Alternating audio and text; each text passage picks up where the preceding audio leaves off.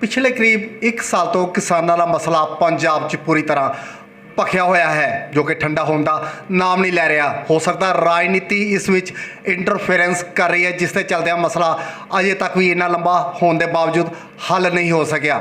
ਇਸ ਨੂੰ ਲੈ ਕੇ ਅਸੀਂ ਸਾਬਕਾ senior vice chairman Ramgarhia welfare board Punjab ਸਰਕਾਰ ਅਤੇ ਇਸ ਵੇਲੇ ਜੋ OBC ਪੰਜਾਬ BJP OBC ਮੋਰਚਾ ਦੇ ਪ੍ਰਦੇਸ਼ ਮਹਾਮੰਤਰੀ ਹਨ ਕੰਵਰਬੀਰ ਸਿੰਘ ਮੰਜ਼ਲ ਜੀ, ਉਹਨਾਂ ਨਾਲ ਵਿਸ਼ੇਸ਼ ਤੌਰ 'ਤੇ ਕਰਾਂਗੇ ਗੱਲਬਾਤ।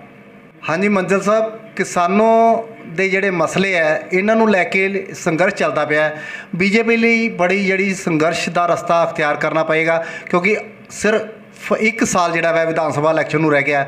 ਨਗਰ ਕੌਂਸਲਰਾਂ ਨੂੰ ਲੈ ਕੇ ਵੀ ਕਾਫੀ ਜਹਿਦ BJP ਉਮੀਦਵਾਰਾਂ ਨੂੰ ਕਰਨੀ ਪਈ। ਇਸ ਸੰਬੰਧ ਵਿੱਚ ਕਿਸਾਨੀ ਸੰਘਰਸ਼ ਨੂੰ ਲੈ ਕੇ ਤੁਸੀਂ ਕੀ ਕਹਿਣਾ ਚਾਹੋਗੇ ਜੀ? ਵੜੈਚ ਸਾਹਿਬ, ਜਿੱਥੋਂ ਤੱਕ ਕਿਸਾਨੀ ਸੰਘਰਸ਼ ਦੀ ਗੱਲ ਹੈ, ਕਿਸਾਨਾਂ ਦੀ ਬਿਹਤਰੀ ਵਾਸਤੇ ਭਾਰਤ ਸਰਕਾਰ ਇਹ ਬਿੱਲ ਲੈ ਕੇ ਆਈ ਸੀਗੀ, ਜਿਨ੍ਹਾਂ ਨੂੰ ਸਮਝਣ ਦੇ ਵਿੱਚ ਜਾਂ ਕੋਈ ਕਹਿ ਲਓ ਵੀ ਸਾਡੇ ਸਮਝਾਉਣ 'ਚ ਕੋਈ ਕਮੀ ਰਹਿ ਗਈ ਜਾਂ ਉਹਨਾਂ ਨੇ ਸਮਝਣ 'ਚ ਕੋਈ ਕਮੀ ਰਹਿ ਗਈ। ਜਿੱਥੋਂ ਤੱਕ ਭਾਰਤ ਸਰਕਾਰ ਦੀ ਗੱਲ ਆ, ਭਾਰਤ ਸਰਕਾਰ ਨੇ ਇਹਨੂੰ ਐਕਸਪਲੇਨ ਕਰਨ ਵਾਸਤੇ ਬਹੁਤ ਯਤਨ ਕੀਤੇ, ਬਟ ਪੋਜੀਸ਼ਨ ਉੱਥੇ ਇਹ ਬਣੀ ਹੋਈ ਸੀ, ਕੁਝ ਐਸੇ ਤੰਤਰ ਇਹਦੇ ਵਿੱਚ ਜੁੜੇ ਹੋਏ ਨੇ ਜਿਨ੍ਹਾਂ ਨੇ ਕਿ ਇਸ ਗੱਲ 'ਤੇ ਆਣ ਹੀ ਨਹੀਂ ਦਿੱਤਾ। ਇੱਕੋ ਹੀ ਜਿੱਦ ਫੜੀ ਹੋਈ ਆ ਕਿ ਬਸ ਬਿੱਲ ਰੱਦ ਕਰੋ, ਰੱਦ ਕਰੋ, ਰੱਦ ਕਰੋ, ਰੱਦ ਕਰੋ। ਜਿੱਦ ਕਿਸੇ ਮਸਲੇ ਦਾ ਹੱਲ ਨਹੀਂ ਹੁੰਦੀ ਜੀ। ਹਰ ਮਸਲੇ ਦਾ ਹੱਲ ਟੇਬਲ 'ਤੇ ਬਹਿ ਕੇ, ਮੁਲਕਾਂ ਦੀਆਂ ਲੜਾਈਆਂ ਕਿੰਨੇ ਸਾਲ ਚੱਲ ਜਾਂਦੀਆਂ, end of the day table 'ਤੇ ਇਹੀ ਮਸਲਿਆਂ ਦੇ ਹੱਲ ਨਿਕਲਦੇ ਨੇ। ਇੱਥੋਂ ਤੱਕ ਜਿੱਥੋਂ ਤੱਕ ਭਾਰਤ ਸਰਕਾਰ ਦੀ ਗੱਲ ਆ, ਭਾਰਤ ਸਰਕਾਰ ਨੇ ਤਾਂ ਇੱਥੋਂ ਤੱਕ ਕਹਿ ਦਿੱਤਾ ਕਿ ਇਹਨੂੰ 1.5 ਸਾਲ ਲਈ ਪੋਸਟਪੋਨ ਕਰ ਦਿੰਦੇ ਆ। ਫਿਰ ਇਹ ਵੀ ਕਹਿ ਦਿੱਤਾ ਕਿ ਭਾਈ ਆ ਕਾਪੀ ਕਿਤਾਬ ਫੜੋ, ਕਲਮ ਫੜੋ, ਕਿਤਾਬ ਫੜੋ, ਕਾਪੀ ਫੜੋ, ਤੁਸੀਂ ਆਪਣੀ ਮਰਜ਼ੀ ਦਾ ਬਿੱਲ ਬਣਾ ਲਓ, ਜੋ ਤੁਸੀਂ ਚਾਹੁੰਦੇ ਹੋ। ਉਹ ਜੇ ਅਸੀਂ ਲਿਖ ਕੇ ਵੀ ਨਹੀਂ ਦੇ ਸਕਦੇ, ਸਾਨੂੰ ਇਹ ਪਤਾ ਹੀ ਨਹੀਂ ਵੀ ਅਸੀਂ ਚਾਹੁੰਦੇ ਕੀ ਆ, ਕਿਸ ਤਰ੍ਹਾਂ ਮਸਲੇ ਦਾ ਹੱਲ ਨਿਕਲੇਗਾ। ਮੰਜ਼ਲ ਸਾਹਿਬ, ਆਪਾਂ ਗੱਲ ਕਰੀਏ 26 ਜਨਵਰੀ ਦੇ ਐਪੀਸੋਡ ਦੀ ਜਾਂ ਮਿਸਟਰ ਨਾਰੰਗ ਦੇ ਐਪੀਸੋਡ ਦੀ, ਉਸ ਨੂੰ ਕਿਸ ਨਜ਼ਰੀਏ ਨਾਲ ਤੁਸੀਂ ਦੇਖੋਗੇ ਜੀ? ਦੇਖੋ, ਕਿਸਾਨ ਪਿਛਲੇ ਲੰਬੇ ਸਮੇਂ ਤੋਂ ਇਹ ਐਜੀਟੇਸ਼ਨ ਕਰ ਰਹੇ ਨੇ। ਜਿੱਥੋਂ ਤੱਕ ਕਿਸਾਨਾਂ ਦੇ ਐਜੀਟੇਸ਼ਨ ਦੀ ਗੱਲ ਹੈ, ਉਹਨਾਂ ਨੇ ਕਦੀ ਕੋਈ ਹੁੜਦੰਗਬਾਜ਼ੀ ਨਹੀਂ ਕੀਤੀ, ਕੋਈ ਦੇਸ਼ ਦਾ ਮਾਹੌਲ ਖਰਾਬ ਕਰਨ ਵਾਲੀ ਹਰਕਤ ਨਹੀਂ ਕੀਤੀ। ਜੇ 26 ਜਨਵਰੀ ਦੀ ਗੱਲ ਕਰਦੇ ਹਾਂ ਜਾਂ ਨਾਰੰਗ ਸਾਹਿਬ ਦੀ ਆਪਾਂ ਗੱਲ ਕਰਦੇ ਹਾਂ, ਇਹ ਕਿਸਾਨਾਂ ਦੇ ਭੇਖ ਦੇ ਵਿੱਚ ਕਿਸਾਨਾਂ ਨੂੰ ਇਹ ਗੱਲ ਸਮਝਣ ਦੀ ਹੁਣ ਬੜੀ ਸਖਤ ਜ਼ਰੂਰਤ ਆ ਵੀ ਉਹਨਾਂ ਦੀ ਐਜੀਟੇਸ਼ਨ ਦੇ ਵਿੱਚ ਕੋਈ ਗੁੰਡਾ ਤੰਤਰ ਐਂਟਰ ਕਰ ਚੁੱਕੇ ਨੇ ਜੋ ਕਿ ਦੇਸ਼ ਦਾ ਹਾਲਾਤ ਵਿਗਾੜਨਾ ਚਾਹੁੰਦੇ ਨੇ। ਲੇਟੈਸਟਲੀ ਪਿੱਛੇ ਜੇ ਕਾਰਪੋਰੇਸ਼ਨ ਦੀਆਂ ਇਲੈਕਸ਼ਨਾਂ ਹੋਈਆਂ, ਮੇਰੇ ਨਾਲ ਵੀ ਇੱਕ ਹਾਦਸਾ ਵਾਪਰਿਆ ਛੋਟਾ ਜਿਹਾ, ਔਰ ਉਸ ਹਾਦਸੇ ਦੇ ਵਿੱਚ ਜੋ ਮੈਨੂੰ ਸਭ ਤੋਂ ਵੱਧ ਨਮੋਸ਼ੀਜਨਕ ਗੱਲ ਇਹ ਲੱਗੀ ਕਿ ਉਸ 'ਤੇ ਜਿਹੜੇ ਲੋਕਾਂ ਨੇ ਮੇਰੇ ਗੱਲ ਦੇ ਵਿੱਚੋਂ BJP ਦਾ ਪਟਕਾ ਸੀ ਉਤਾਰ ਕੇ ਫੈਂਕ ਦਿੱਤਾ ਔਰ ਬੇਇੱਜ਼ਤ ਕਰਨ ਦੀ ਕੋਸ਼ਿਸ਼ ਕੀਤੀ। ਔਰ ਉੱਥੇ ਮੁੱਦਾ ਕੀ ਉਹਨਾਂ ਨੇ ਰੱਖਿਆ, ਜੇ ਤੁਸੀਂ ਸਿੱਖ ਪਰਿਵਾਰ ਦੇ ਵਿੱਚ ਜਨਮ ਲਿਆ ਤੇ ਤੁਸੀਂ BJP ਦੀ ਸਪੋਰਟ ਕਰ ਰਹੇ ਜੇ। ਮੈਨੂੰ ਇੱਕ ਗੱਲ ਇਹ ਨਹੀਂ ਸਮਝ ਲੱਗੀ, ਮਸਲਾ ਕਿਸਾਨੀ ਦਾ, ਮਸਲਾ ਸਰਕਾਰ ਦਾ, ਇਹਦੇ 'ਚ ਹਿੰਦੂ ਸਿੱਖ ਦਾ ਮਸਲਾ ਲਿਆਉਣ ਦੀ ਕੋਸ਼ਿਸ਼ ਕੀਤੀ ਜਾ ਰਹੀ ਹੈ। ਇਹਨੂੰ ਸਮਝਣ ਦੀ, ਬੜੀ ਗਹਿਰਾਈ ਨਾਲ ਸਮਝਣ ਦੀ ਜ਼ਰੂਰਤ ਹੈ ਮੇਰੇ ਵੀਰ ਜੀ। ਜਿੱਥੋਂ ਤੱਕ ਨਾਰੰਗ ਸਾਹਿਬ ਇੱਕ ਮੌਜੂਦਾ ਸਰਕਾਰ ਦੇ ਵਿੱਚ ਚੁਣੇ ਹੋਏ MLA ਨੇ। ਮੈਂ ਇੱਕ ਬੇਨਤੀ ਕਰਨੀ ਚਾਹਾਂਗਾ, ਕੈਪਟਨ ਅਮਰਿੰਦਰ ਸਿੰਘ ਜੀ, ਜੇ ਤੁਹਾਡੀ ਸਰਕਾਰ ਦੇ ਵਿੱਚ ਤੁਹਾਡਾ MLA ਸੁਰੱਖਿਅਤ ਨਹੀਂ, ਜਿਹੜਾ ਤੁਹਾਡੀ ਵਿਧਾਨ ਸਭਾ ਦਾ ਸਦੱਸਿਆ ਆ, ਤੁਹਾਡਾ ਮੈਂਬਰ ਹੈ, ਉਹ ਸੁਰੱਖਿਅਤ ਨਹੀਂ, ਆਮ ਬੰਦੇ ਦੀ ਸੁਰੱਖਿਆ ਕੀ ਅਸੀਂ ਯਕੀਨੀ ਸਮਝ ਸਕਦੇ ਹਾਂ ਕਿ ਕੀ ਹੋਊਗੀ? ਇੰਨੇ ਹਾਲਾਤ ਪੰਜਾਬ ਦੇ ਵਿਗੜ ਚੁੱਕੇ ਨੇ। ਲਾਅ ਐਂਡ ਆਰਡਰ ਮੇਨਟੇਨ ਕਰਨਾ ਪੰਜਾਬ ਸਰਕਾਰ ਦੀ ਜ਼ਿੰਮੇਵਾਰੀ ਆ, ਤੇ ਜੇ MLA ਵਰਗੀ ਹਸਤੀ ਸੁਰੱਖਿਅਤ ਨਹੀਂ ਤੇ ਤੁਹਾਡੀ ਮੇਰੀ ਸੁਰੱਖਿਆ ਦੀ ਅਸੀਂ ਕੀ ਕਰ ਸਕਦੇ ਹਾਂ? ਕਿਸਾਨ ਇਹ ਕੰਮ ਨਹੀਂ ਕਰ ਸਕਦੇ। ਕਿਸਾਨਾਂ ਦੇ ਅੰਦੋਲਨ ਦੇ ਵਿੱਚ ਗੁੰਡਾ ਤੰਤਰ ਐਂਟਰ ਕਰ ਚੁੱਕੇ ਨੇ ਜਿਹੜੇ ਕਿ ਪੰਜਾਬ ਦੇ ਹਾਲਾਤ ਵਿਗਾੜਨਾ ਚਾਹੁੰਦੇ ਨੇ ਜੀ।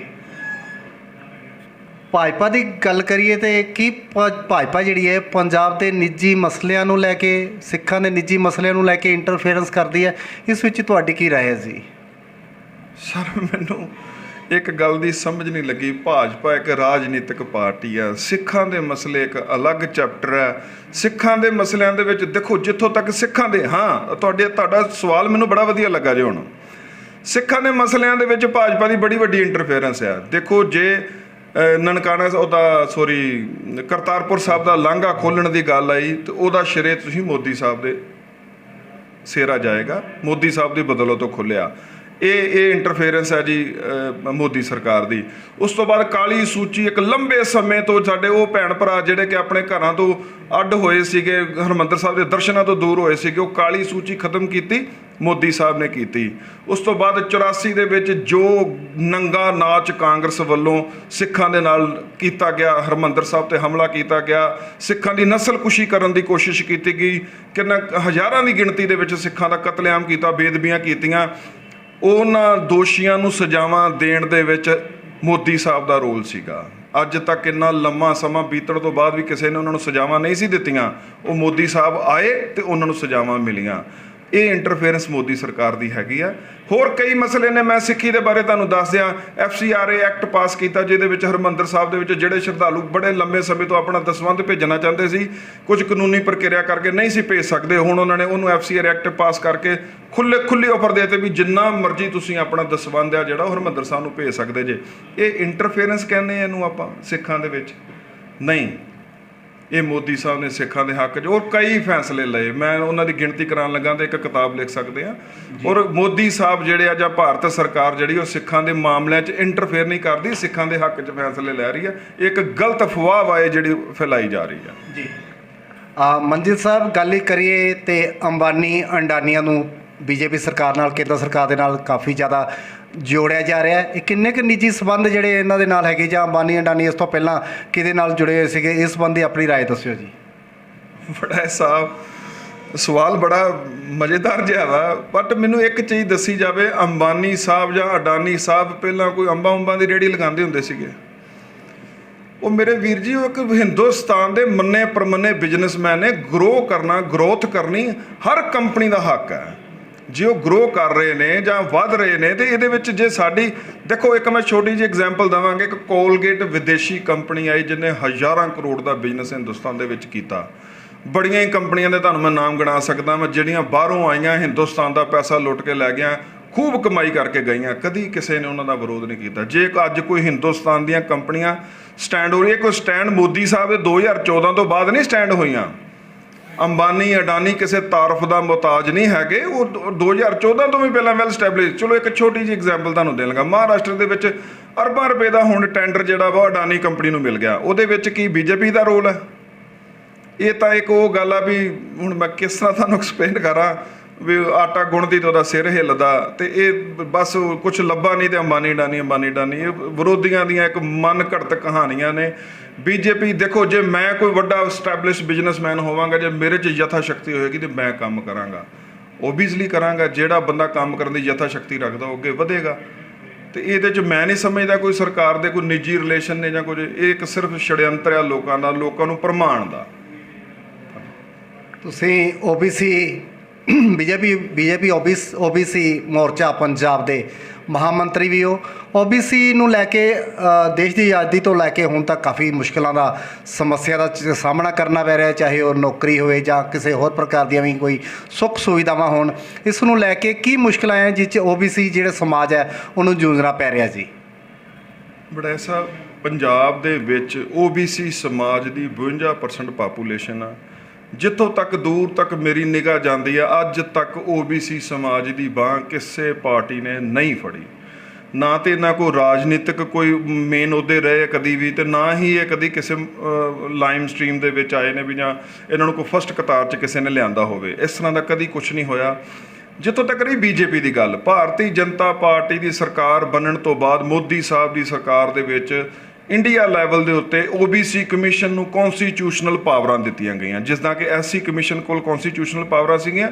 ਕਮਿਸ਼ਨ ਤਾਂ ਪਹਿਲਾਂ ਵੀ BC ਕਮਿਸ਼ਨ ਹੈਗਾ ਸੀਗਾ, ਬਟ ਉਹਦੇ ਕੋਲ ਕੋਈ ਪਾਵਰਾਂ ਨਹੀਂ ਸੀ ਹੁੰਦੀਆਂ, ਸਿਰਫ ਐਡਵਾਈਸ ਕਰਨ ਦੀਆਂ ਰਾਈਟਸ ਉਹਦੇ ਕੋਲ।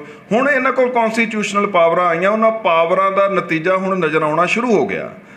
OBC ਕਮਿਸ਼ਨ ਬਣਨ ਤੋਂ ਬਾਅਦ ਹੁਣ ਐਜੂਕੇਸ਼ਨ ਦੇ ਵਿੱਚ ਸੈਂਟਰ ਗੌਰਮੈਂਟ ਨੇ 27% ਦੀ ਰਿਜ਼ਰਵੇਸ਼ਨ OBC ਸਮਾਜ ਲਈ ਲਾਗੂ ਕੀਤੀ ਆ। ਕਿਸੇ ਸੂਬੇ ਨੇ ਇਹਨੂੰ ਇੰਪਲੀਮੈਂਟ ਕਰਨ ਦੀ ਕੋਸ਼ਿਸ਼ ਨਹੀਂ ਕੀਤੀ, ਬਟ OBC ਕਮਿਸ਼ਨ ਬਣਨ ਤੋਂ ਬਾਅਦ ਉਹ ਜਿਹੜਾ ਵਾ ਬੂਰ ਪੈਣਾ ਸ਼ੁਰੂ ਹੋ ਗਿਆ ਜੀ। ਹੁਣ ਨਵੋਦਿਆ ਦੇ ਵਿੱਚ ਸਰਕਾਰੀ ਜਾਂ ਸੈਂਟਰ ਲੈਵਲ ਦੇ ਜਿੰਨੇ ਵੀ ਕਾਲਜ ਸਕੂਲ ਇਸ ਦੇ ਵਿੱਚ ਨੇ, ਸਾਨੂੰ 27% ਦੀ ਰਿਜ਼ਰਵੇਸ਼ਨ ਲਾਗੂ। ਧੀਰੇ ਧੀਰੇ ਦੇਖੋ ਸਮਾਂ ਲੱਗਦਾ ਹਰ ਕੰਮ ਨੂੰ, ਔਰ ਮੋਦੀ ਸਰਕਾਰ OBC ਸਮਾਜ ਵਾਸਤੇ ਬਿਲਕੁਲ ਸੰਜੀਦਾ ਹੈ ਔਰ ਬੜੇ ਵਧੀਆ ਫੈਸਲੇ ਲੈ ਰਹੀ ਹੈ, ਔਰ ਆਉਣ ਵਾਲੇ ਸਮੇਂ 'ਚ ਇਹਦੇ ਵਧੀਆ ਨਤੀਜੇ ਵੀ ਤੁਹਾਨੂੰ ਦੇਖਣ ਨੂੰ ਮਿਲਣਗੇ।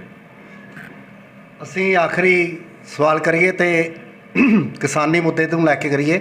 ਮੰਤਰੀ ਸਾਹਿਬ, ਅਸੀਂ ਇਹ ਦੱਸੋ ਵੀ ਕਿਸਾਨੀ ਮੁੱਦੇ ਦੇ ਨਾਲ ਜਿਹੜੀ ਰਾਜਨੀਤਿਕ ਜਿਹੜੀ ਹੈ ਚਾਲ ਹੈ ਉਹ ਕਿੰਨੀ ਕੁ ਚੱਲੀ ਜਾ ਰਹੀ ਹੈ? ਕਿਹੜੀਆਂ ਪਾਰਟੀਆਂ ਜਿਹੜੀਆਂ ਇਸ ਮਾਹੌਲ ਨੂੰ ਜਿਹੜਾ ਵਾ ਖਰਾਬ ਕਰਨ ਦਾ ਯਤਨ ਕਰ ਰਹੀਆਂ? ਕਿਆ ਇਸ ਵਿੱਚ ਰਾਜਨੀਤਿਕ ਪਾਰਟੀਆਂ ਦਾ BJP ਨੂੰ ਜਿਹੜਾ ਨੀਵਾਂ ਦਿਖਾਉਣ ਦੇ ਵਿੱਚ ਕੋਈ ਅਹਿਮ ਰੋਲ ਅਦਾ ਕਰ ਰਹੀਆਂ ਜੀ? ਇਸ ਸੰਬੰਧੀ ਥੋੜ੍ਹੀ ਜਾਣਕਾਰੀ ਦਿਓ ਜੀ। ਬਿਲਕੁਲ ਕਰ ਰਹੀਆਂ ਜੀ। ਸਭ ਤੋਂ ਪਹਿਲਾਂ ਜਿਸ ਦਿਨ ਇਹ ਕਿਸਾਨੀ ਅੰਦੋਲਨ ਸ਼ੁਰੂ ਹੋਇਆ ਸੀ, ਕਿਸਾਨਾਂ ਨੇ ਇੱਕ ਆਹਵਾਨ ਕੀਤਾ ਸੀਗਾ ਕਿ ਕੋਈ ਵੀ ਰਾਜਨੀਤਿਕ ਪਾਰਟੀ ਜਿਹੜੀ ਅਸੀਂ ਆਪਣੇ ਅੰਦੋਲਨ 'ਚ ਵੜਨ ਨਹੀਂ ਦਿਆਂਗੇ। ਬਟ ਮੈਂ ਇੱਕ ਸਵਾਲ ਕਰਨਾ ਚਾਹੁੰਦਾ ਹਾਂ, ਉਹ ਦਾਤਰੀ ਸਿੱਟੇ ਵਾਲੇ ਸਾਡੇ ਕਮਿਊਨਿਸਟ ਵੀਰ, ਕੀ ਉਹ ਪੋਲੀਟੀਕਲ ਪਾਰਟੀ ਨਹੀਂ ਨੇ? ਮੈਂ ਖੁਦ 2-3-4 ਵਾਰ ਦਿੱਲੀ ਜਾਣ ਦਾ ਸਬੱਬ ਬਣਿਆ। ਮੈਂ ਸਿੰਧੂ ਬਾਰਡਰ ਤੋਂ ਲੰਘ ਕੇ ਗਿਆ ਵਾਂ, ਬਕਾਇਦਾ ਉਹਨਾਂ ਦੇ ਝੰਡੇ ਲੱਗੇ ਹੋਏ ਨੇ ਕਮਿਊਨਿਸਟ ਪਾਰਟੀ ਦੇ ਉੱਤੇ। ਕਿ ਉਹ ਪੋਲੀਟੀਕਲ ਪਾਰਟੀ ਨਹੀਂ ਆ। ਔਰ ਮੈਂ ਜਿੱਥੋਂ ਤੱਕ ਇੱਕ ਹੋਰ ਤੁਹਾਨੂੰ ਜਾਣਕਾਰੀ ਦੇ ਦਿਆਂ ਵੜੈਚ ਸਾਹਿਬ, ਇਹ ਜਿੰਨੇ ਵੀ ਕਮਿਊਨਿਸਟ ਪਾਰਟੀ ਦੇ ਲੋਕ ਉਹਦੇ ਉਸ ਅੰਦੋਲਨ ਨਾਲ ਜੁੜੇ ਨੇ ਨਾ, ਇਹ ਅੰਦੋਲਨ ਜੇ ਕਿਸੇ ਬੰਨੇ ਨਹੀਂ ਲੱਗ ਰਿਹਾ, ਇਹਦੇ ਵਿੱਚ ਉਹਨਾਂ ਦਾ ਬੜਾ ਵੱਡਾ ਰੋਲ ਜੇ। ਅੱਜ ਥੋੜ੍ਹੀ ਜਿਹੀ ਪਿੱਛੇ ਚਲੇ ਜੀ, ਅਸੀਂ ਅੰਮ੍ਰਿਤਸਰ ਦੀ ਗੱਲ ਕਰ ਲਈਏ। ਅੰਮ੍ਰਿਤਸਰ ਦੇ ਵਿੱਚ ਇੱਕ ਬੜੀ ਵੱਡੀ ਇੰਡਸਟਰੀ ਸੀਗੀ, ਬੜੀਆਂ ਬੜੀਆਂ ਤਗੜੀਆਂ ਮਿੱਲਾਂ ਸੀਗੀਆਂ। ਉਹ ਸਾਡੇ ਕਮਿਊਨਿਸਟ ਵੀਰਾਂ ਦੀ ਬਦੌਲਤ ਹੀ ਅੱਜ ਅੰਮ੍ਰਿਤਸਰ ਜਿਹੜਾ ਨਾ ਇੰਡਸਟਰੀ ਲੈਸ ਹੋ ਚੁੱਕਾ ਆ। ਔਰ ਬੜੇ ਬੁਰੇ ਹਾਲਾਤ ਨੇ, ਬੜੇ ਹੀ ਮਾੜੇ ਹਾਲਾਤ ਪੈਦਾ ਦੇਸ਼ 'ਚ ਕੀਤੇ ਜਾ ਰਹੇ ਨੇ। ਮੈਂ ਫਿਰ ਕਿਸਾਨ ਵੀਰਾਂ ਨੂੰ ਬੇਨਤੀ ਕਰਾਂਗਾ, ਥੋੜ੍ਹਾ ਜਿਹਾ ਆਪਣਾ ਫਰਾਖਦਿਲੀ ਦਾ ਸਬੂਤ ਦਿਓ। ਇਹ ਚੀਜ਼ ਜਿਹੜੀ ਹੈ ਨਾ ਬੜੀ ਗਲਤ ਹੋ ਰਹੀ ਆ। ਇੱਕ ਗੱਲ ਮੇਰੇ ਦਿਲ ਦੇ ਵਿੱਚ ਆ ਵੜੈਚ ਸਾਹਿਬ, ਮੈਂ ਕਰਨੀ ਚਾਹਾਂਗਾ। ਧਾਰਾ 370 ਤੇ 35A ਦੇ ਮੁਤਲਕ ਮੇਰੇ ਵੀਰ ਜੀ, ਮੋਦੀ ਸਾਹਿਬ ਨੇ ਧਾਰਾ 370 ਖਤਮ ਕੀਤੀ ਹਿੰਦੁਸਤਾਨ ਦੇ ਵਿੱਚ, 35A ਤੋੜੀ। ਹੁਣ ਇੱਕ ਸਵਾਲ ਤੁਹਾਡਾ ਆਇਆ ਸੀ ਸਿੱਖਾਂ ਦੇ ਪ੍ਰਤੀ। ਹਜ਼ਾਰਾਂ ਹੀ ਸਿੱਖ ਪਰਿਵਾਰ ਜਿਹੜੇ ਜੰਮੂ ਕਸ਼ਮੀਰ ਦੇ ਵਿੱਚ ਸੀਗੇ, 35A ਧਾਰਾ ਦੇ ਤਹਿਤ ਉਹਨਾਂ ਨੂੰ ਸਿਟੀਜ਼ਨਸ਼ਿਪ ਉੱਥੋਂ ਦੀ ਨਹੀਂ ਸੀ ਮਿਲੀ, ਜਿਹੜੀ ਕਿ ਹੁਣ ਇਹ 370 ਤੇ 35A ਖਤਮ ਕਰਨ ਤੋਂ ਬਾਅਦ ਉਹ ਉੱਥੋਂ ਦੇ ਵਸਨੀਕ ਹੋ ਗਏ ਨੇ। ਮੈਂ ਇੱਕ ਹੋਰ ਤੁਹਾਨੂੰ ਜਾਣਕਾਰੀ ਦੇਣੀ ਚਾਹਾਂਗਾ। ਉਹ ਜਾਣਕਾਰੀ ਇਹ ਹੈਗੀ ਜੇ ਕਿ ਉਹ ਲੋਕ ਜਿਹੜੇ ਉੱਥੇ ਬੈਠੇ ਸੀਗੇ ਨਾ, ਪਿਛਲੇ ਲੰਮੇ ਸਮੇਂ ਤੋਂ 1947 ਤੋਂ ਲੋਕ ਉੱਥੇ ਬੈਠੇ ਸੀਗੇ। ਇੱਕ ਚੀਜ਼ ਮੈਂ ਤੁਹਾਨੂੰ ਬੜੀ ਮਜ਼ੇਦਾਰ ਤੁਹਾਡੀ ਸੂਚਨਾ ਦੇਵਾਂਗਾ, ਉੱਥੇ ਜੇ ਕੋਈ ਲੜਕਾ ਪਾਕਿਸਤਾਨ ਦਾ ਕਸ਼ਮੀਰੀ ਲੜਕੀ ਨਾਲ ਸ਼ਾਦੀ ਕਰਾ ਲੈਂਦਾ ਸੀ ਤੇ ਉਹਨੂੰ ਇੰਡੀਆ ਦੀ ਸਿਟੀਜ਼ਨਸ਼ਿਪ ਦੇ ਦਿੱਤੀ ਜਾਂਦੀ ਸੀਗੀ 35A ਦੇ ਤਹਿਤ। 35A ਦੇ ਤਹਿਤ ਜੇ ਕੋਈ ਲੜਕੀ ਕਸ਼ਮੀਰ ਦੀ ਕਿਤੇ ਕਿਸੇ ਪੰਜਾਬੀ ਨਾਲ ਜਾਂ ਕਿਸੇ ਹੋਰ ਸੂਬੇ ਦੇ ਲੜਕੇ ਨਾਲ ਵਿਆਹੀ ਗਈ ਤੇ ਉਹਦੀ ਕਸ਼ਮੀਰ 'ਚੋਂ ਜਿਹੜੀ ਸਿਟੀਜ਼ਨਸ਼ਿਪ ਉਹਨੂੰ ਰੱਦ ਕਰ ਦਿੰਦੇ ਸੀਗੇ। 35A ਤੋਂ ਬਾਅਦ ਇਹ ਚੀਜ਼ਾਂ ਖਤਮ ਹੋ ਗਈਆਂ ਔਰ ਉਹ ਬੜੇ ਵੱਡੇ ਲੈਵਲ ਤੇ ਇਸ ਚੀਜ਼ ਦਾ ਦੇਸ਼ ਨੂੰ ਫਾਇਦਾ ਹੋ ਰਿਹਾ। ਇਹ ਬਹੁਤ ਹੀ ਜ਼ਿਆਦਾ ਛੋਟੇ ਲੈਵਲ ਦੀਆਂ ਸੋਚਾਂ ਲੈ ਕੇ ਕਮਿਊਨਿਸਟ ਪਾਰਟੀ ਜਿਹੜੀ ਆ ਨਾ, ਦੇਖੋ ਉਹਨੇ ਅੱਜ ਤੱਕ ਦੇਸ਼ ਦਾ ਨੁਕਸਾਨ ਕੀਤਾ ਜੇ। ਹੁਣ ਵੀ ਉਹੀ ਲੋਕ ਨੇ ਜਿਹੜੇ ਕਿਸਾਨਾਂ ਨੂੰ ਉਲਝਾ ਕੇ ਬੈਠੇ ਹੋਏ ਨੇ। ਮੈਂ ਬੇਨਤੀ ਕਰਾਂਗਾ ਕਿਸਾਨ ਵੀਰੋ, ਥੋੜ੍ਹਾ ਜਿਹਾ ਆਪਣੇ ਦਿਮਾਗ ਦਾ ਇਸਤੇਮਾਲ ਕਰੋ, ਇਹਨਾਂ ਦੀਆਂ ਗੱਲਾਂ 'ਚ ਆਣ ਕੇ ਆਪਣਾ ਨੁਕਸਾਨ ਨਾ ਕਰੋ। ਧੰਨਵਾਦ ਜੀ। ਅਸੀਂ ਗੱਲ ਕਰ ਰਹੇ ਸੀਗੇ ਬੀਜੇਪੀ OBC ਮੋਰਚਾ ਪੰਜਾਬ ਦੇ ਮਹਾਮੰਤਰੀ ਕਵਲਜੀਤ ਸਿੰਘ ਮੰਜਲ ਜੀ ਦੇ ਨਾਲ। ਆਜ਼ਾਦ ਇੰਡੀਆ 24 ਨਿਊਜ਼ ਤੋਂ ਅਰਵਿੰਦਰ ਵੜੈਚ, ਕੈਮਰਾਮੈਨ ਕੁਲਦੀਪ ਦੇ ਨਾਲ।